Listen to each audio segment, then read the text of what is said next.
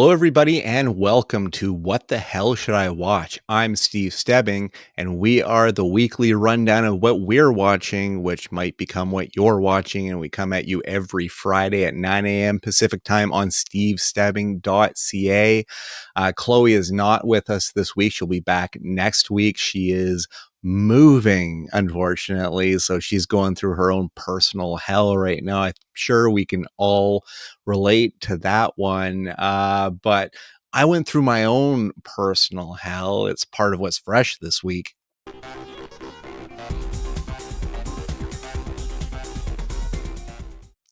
That's right, fresh for your eyeballs. And they were trying really hard to hide the fact that this was by a controversial director. I don't even think I need to use air quotes for that one because he's a controversial director.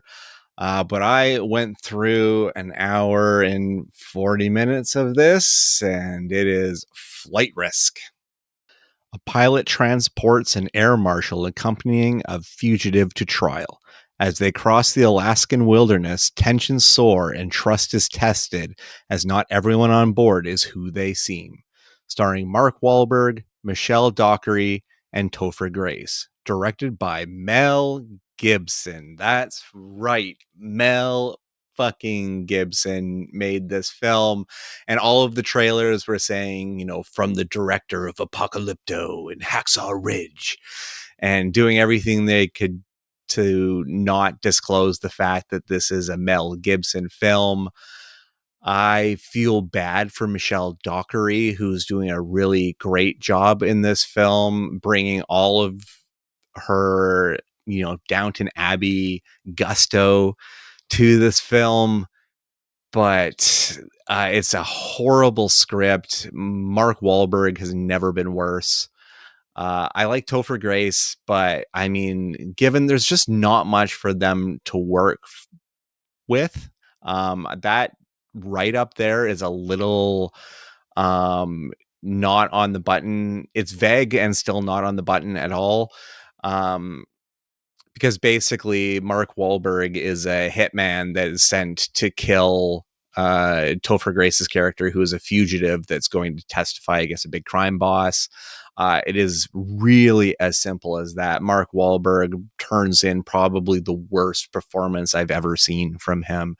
It was just a gross, like terrible, horrible, almost like cliched tough guy killer script. And yeah, this movie just fails. It's also visually uninteresting. There's literally a shot in the movie where a plane goes from one side of the screen to the other, and watching on the big screen, I just thought it was like laughably hilarious. And knowing that him, Sylvester Stallone, and Jon Voight are now the special ambassadors to Hollywood to bring back the golden age.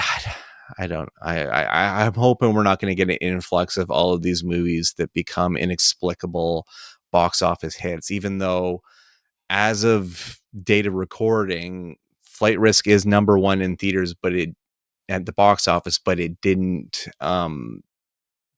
wasn't a huge hit. So there still is some cinematic justice in this world, but just not a good movie by any stretch of the imagination. And it just proves how deep into January we are at this point, with just really nothing to work with.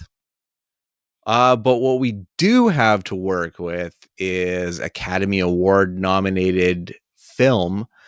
This one from Brazil. This is I'm Still Here. A mother is forced to reinvent herself when her family's life is shattered by an act of arbitrary violence during the tightening grip of a military dictatorship in Brazil in 1971. Starring Fernanda Torres, Celton Mello, and Fernando Montenegro. Directed by Walter Salles. Chloe and I, I'll get her thoughts on it next week, but Chloe and I saw this film. This was the last film we checked out at the Vancouver International Film Festival. As far as I remember it, she didn't really fall on the good side of this at all. So I really like a slow burn film a lot. I'm and especially the way Walter Salles makes his films, I've always been into it, especially with Motorcycle Diaries. And Fernanda Torres really brings it to this film.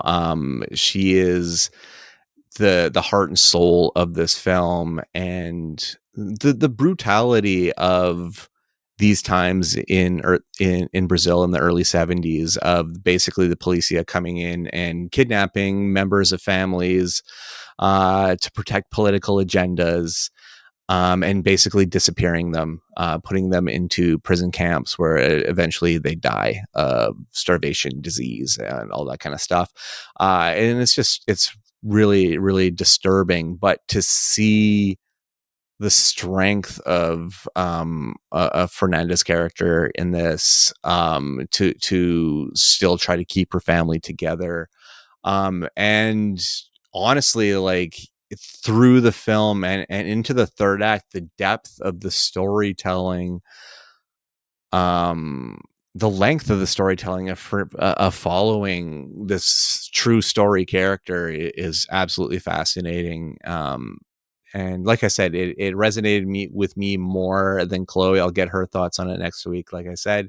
But I really dig this film. And if you want to see the international cinema that made up 2024, this film definitely has to be part of that. Let's move on to a Canadian film, and a Canadian film that's doing really well in the awards circuit. Is also pertaining to the Vancouver Film Critics Circle, which I'm voting for this weekend in my first actual vote of my life with the VFCC. So I'm very excited about that. But that's a whole nother thing. We'll talk about that when the awards come out. But let's talk about this film. This is Universal Language. An absurdist triptych of seemingly unconnected stories find a mysterious point of intersection in this tale set somewhere between Winnipeg and Tehran, starring Rogina Esmaili, Saba Vahad Yousefi, Shaban Javadi, Piroj Nemati, Manny Suleimanlu, and Daniel Fishode. Written and directed by Matthew Rankin. Matthew Rankin, his previous film was a film called The 20th Century, which is a definite odd duck of a film, but it found its market. It never really landed with me, which is maybe why when this was playing at VIF, it really wasn't on my radar. But if you listen to the podcast I do with Marina, Bill, and Melissa after the credits, Bill was a huge champion of this film, being the king of Canadian cinema like he is. That review sparked my interest in this film.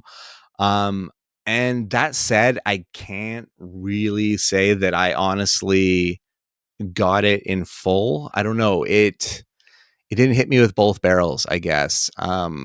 There's stuff that I liked, that I thought was quirky and fun. The things that still managed to be like a quintessential, like, feeling Winnipeg story, but told with the Tehran, with that filter on it. There's some really beautiful shots in it. I mean, it looks pretty much gorgeous at all times. I love seeing all these logos and street names and school names and everything done in Farsi. I thought that was a lot of fun. But I just don't feel like it added up to enough for me. There's a subplot in it that that has a chunk of money frozen to the ground, frozen in basically a block of ice on the ground, that I felt was so interestingly Fargo-esque, but not, that I thought was really funny. I do appreciate Matthew Rankin as a writer and as a filmmaker. He did a film that I'm always spaced on the name, so I'm just going to drop the poster in here, that he plays the dad in, and it has this perfect feel to it, and it's an almost near, like, a very low dialogue performance, but I really liked Matthew Rankin in that, and I think that's the thing I take away most from him right now, is my favorite thing from him, which isn't even something he made. But I believe this film, maybe it just didn't work for me. I think it still is worth checking out. And it's good to see like I love it when there's a prominent Canadian film that comes out in a year. So last year was Blackberry. Universal Language isn't in that exact conversation to that size, but it definitely could be. It's definitely with the ideas that it's playing with. All right, let's move on to what you can stream right now.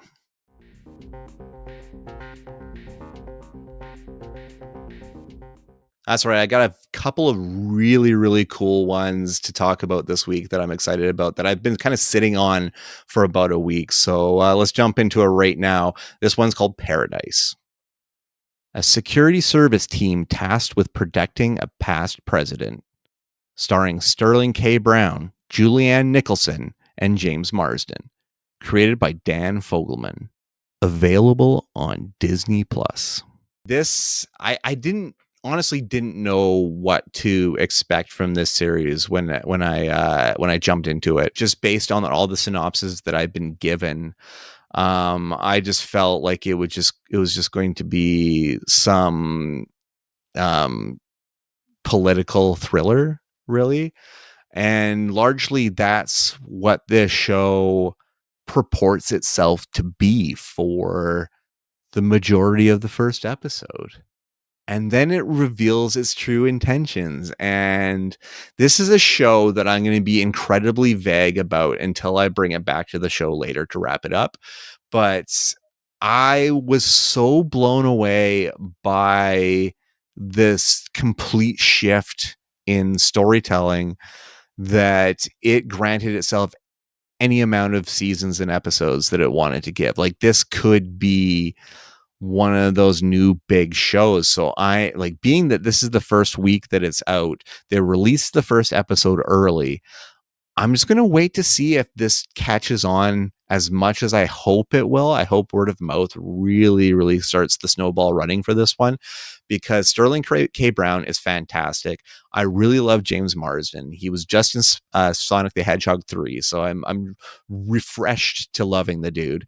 And I love Julianne Nicholson too, and I think she chooses very interesting projects.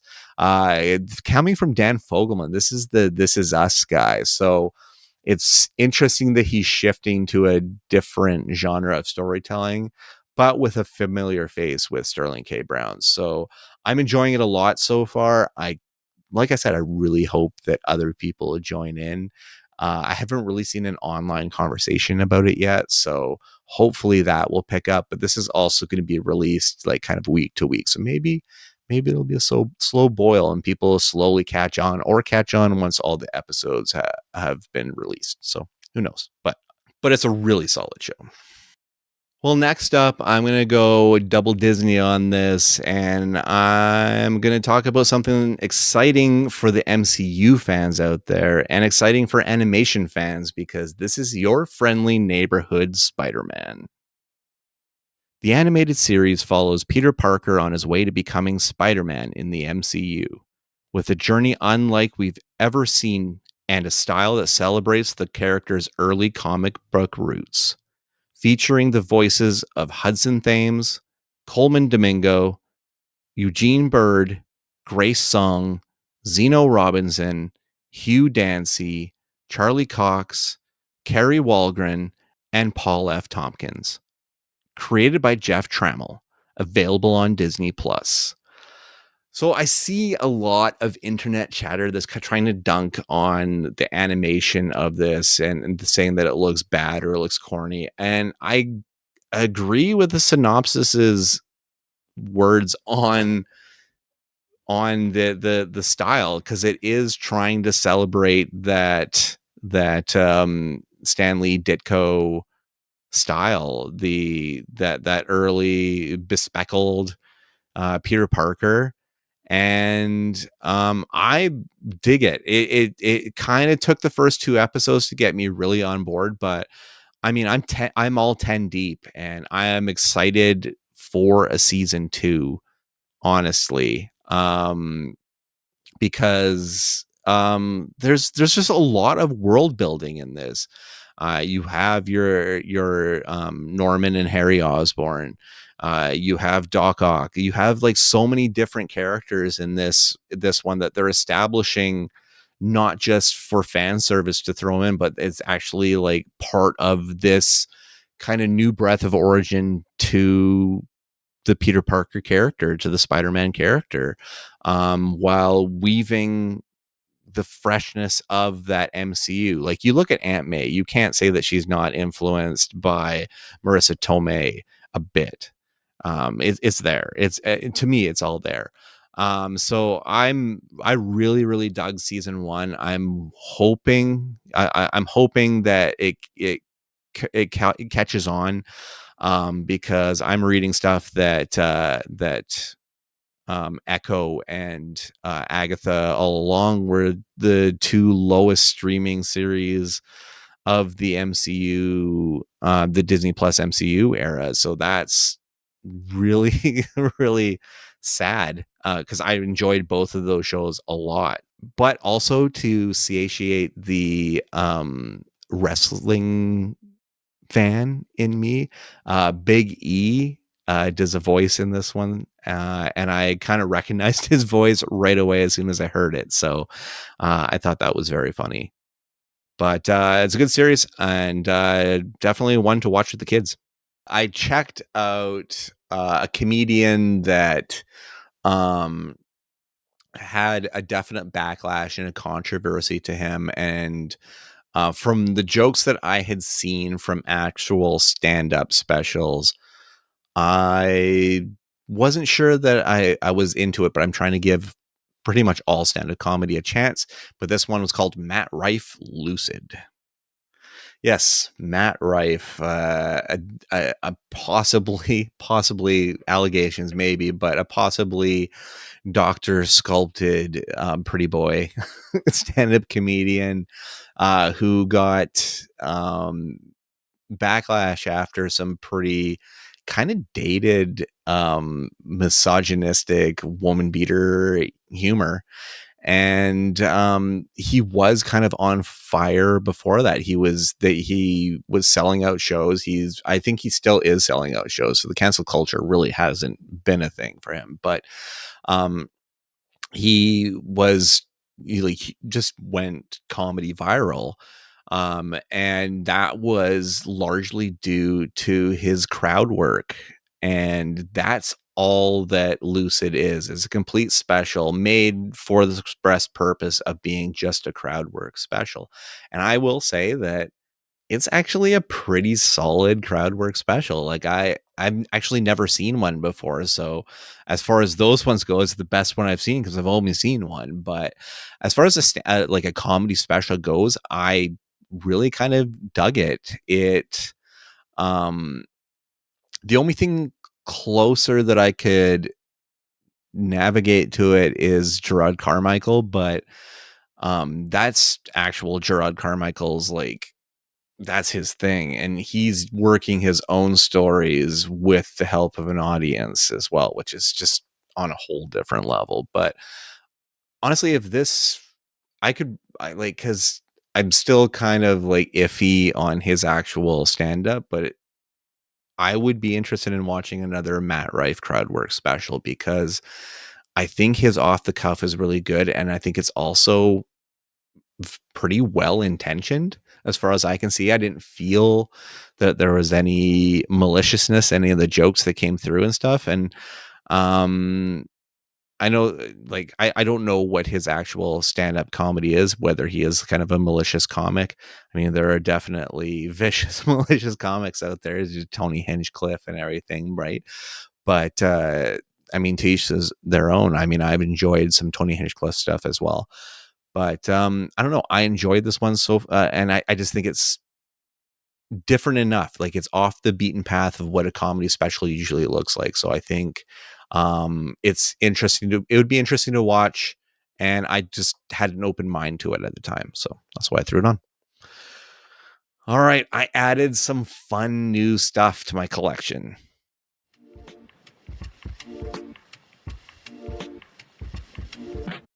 That's right, new to the library this week, and my uncle is a huge John Wayne fan.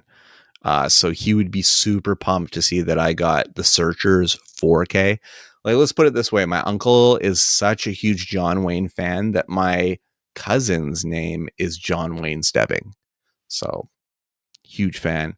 But this is largely regarded, as my dad told me on Facebook, this is largely regarded as John Wayne, one of John Wayne's best films. He didn't win an Academy Award for it. That was True Grit. But this was largely one of his best movies. Vera Miles is in this one too. And this is classic Western stuff. This is kind of the bread and butter of the whole genre. So I'm pumped to have that one. I mean, my classic Western collection, especially on 4K, is getting bigger and bigger. I've got some really great ones on there. So very, very pumped about that. I also did a Blu-ray upgrade, and what I think is kind of an underrated comedy, the film Tag, upgraded to 4K. This is with Ed Helms, John Hamm, Jeremy Renner is in this one, Annabelle Wallis. This is a fun film. I really was way late to this one because it had been released on Blu-ray for a while. I'd actually had my Warner Blu-ray of it for a while before I actually watched it, and I was kind of bummed that I slept on it. It was actually written by Rob McKittrick, who, for me, I'm a huge fan of the workplace comedy Waiting. Rob McKittrick wrote and directed that film, and that's honestly classic, mid 2000s classic for me. A film that was quoted over and over and over and way too much at the time that it was released. And I honestly thought that he had a marginal hit with Tag, but I guess we haven't seen anything new from Rob McKittrick since. But I felt like ordering the 4K upgrade was kind of a no-brainer because I really enjoyed the film. Also, and I talked about this, I've already brought this show as a new streaming show. I've wrapped it up on Now That It's Over, but I just had to let everyone know that my DVD of Mayor of Kingstown season 3 has arrived. So I now have all 3 seasons that have been released, waiting on that season 4. What's going to happen to Mike McCluskey and the dwindling members of his family? Who knows? But it's available. I'm bummed that it's not on Blu-ray, and I'm looking around for it, and it's just not on Blu-ray. They only released it on DVDs. So it's like, Paramount, what the fuck, man? Seriously. And lastly, also from Paramount, those good people at Paramount, on Blu-ray, so they can afford Blu-ray for this one, but Tales of the Teenage Mutant Ninja Turtles. This is the series that follows Mutant Mayhem, the film that was out in theaters and didn't make as much money as I personally wanted it to, because it's such a fun and great film, so well animated. But it's all the boys come back to do the voices in the series. And I don't know. I dig this iteration of the Ninja Turtles. They're actually teenagers, which I find so absolutely refreshing, because that's kind of the way it should have been all along. And I just like to see this continue. I'd love another movie. They should really get working on another movie if they're not already, but that would be really great to see. But glad to own that on Blu-ray. We're about to get out of here. I just have a show that I want to wrap up.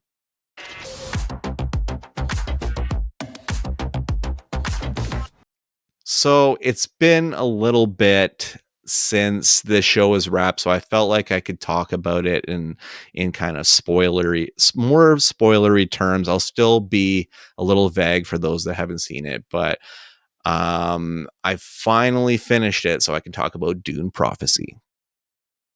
two Harkonnen sisters combat forces that threaten the future of humankind and establish the fabled sect that will become known as the Bene Gesserit. Starring Emily Watson, Olivia Williams, Travis Fimmel, Jodie May, Sarah Sophie Bosnina, Chloe Lee, Chris Mason, Shalom Brune Franklin, Mark Strong, Jay Danuka, Edward Davis, Josh Houston, Phelan Cunningham, Aoife Hines, and Mark Addy. Created by Diane Ademu John and Allison Shepker. Available on Crave. A show like this is so wildly interesting to try to put together. Because, I mean, if you're a Dune fan, the journey has been wild and crazy. I mean, before I was born, Jodorowsky tries to make it and fails, but ends up influencing like everything, all the sci-fi to come, basically influencing all of those movies to come. Lynch does it in 84, gets pretty much burnt out and shut out by the studio, and makes a film that wasn't exactly perfect. We get some sci-fi original miniseries that do the story justice, but are on the cheaper effect size because it was TV, and TV, especially at that time, wasn't getting the effects heavy treatment that it does now. And then Villeneuve comes along and makes masterpiece, in my mind, masterpieces. I see there's another line of it that says these films are boring. I don't believe that at all. I think these films are absolute sci-fi masterpieces.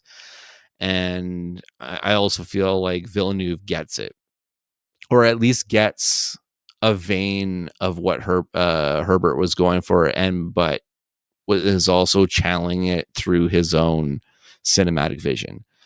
So Prophecy had to continue that, and it does, but like the world feels the same, but the filter feels different. The operaticness feels a bit different. The sets, the look, everything feels the same like that. Like we are still within this reality, but Villeneuve has his films are just absolute opera.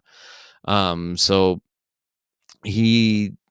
but the main draw to this series is Emily Watson. Emily Watson is, your mother superior. I mean, literally in this, the power of the voice, everything that she commands, everything they set her up to be. But then the show peels back the layers on her earlier years, on her motivations, on her struggles for power.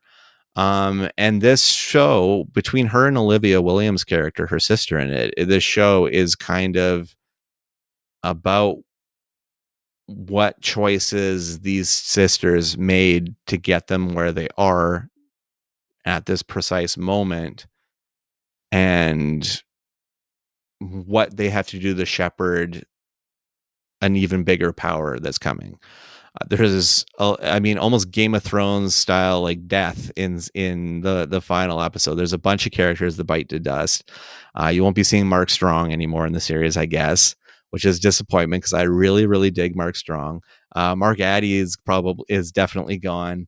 But this is a woman led show, and it rules with a fierce fist, and I really dig it. Again, probably in a comparison with the Dune movies, the last two Dune movies, it might be viewed by some viewers as boring, but I think it's bold television making, and the fact that we got this handful of episodes is very cool, and they got renewed for a season 2, so I'm excited for what's to come.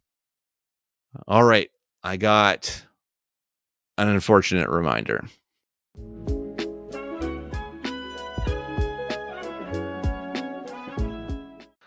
Yes, it's out on Blu-ray, so I couldn't not tell you that you could probably find it if you wanted to complete your entire Tom Hanks collection. But his newest collaboration with Robert Zemeckis here is now available. This movie is a horrendous slog of a film. I reviewed it for this show at the end of November, and I regretted every moment I was in theaters for it. And I knew it very quickly that my night was absolutely ruined thanks to a CG experiment that just should never have seen the light of day. I don't know why they let it go, but they did. All right. So what's going on next week?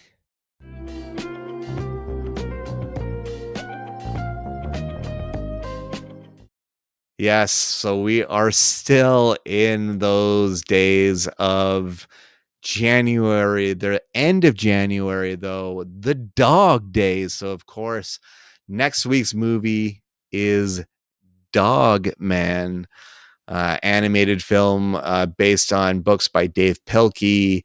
That he's released just a whole slew of these books. They're massively popular.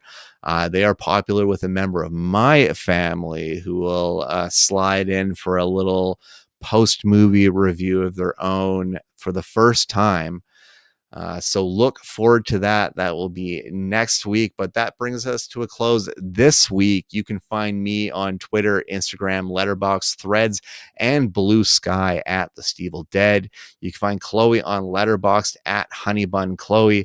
And you can find all of these episodes on stevestebbing.ca or the YouTube page. Just search up Steve Stebbing or The Stevel Dead. We're also on shiftheads.ca. And you can listen to me every week on Shane Hewitt and the Night Shift, Fridays at 8 p.m. Eastern Time on Toronto's News Talk 1010 on the iHeartRadio network. And that's it from my list this week. I've emptied it out. I got to fill it up again. So till then, bye-bye.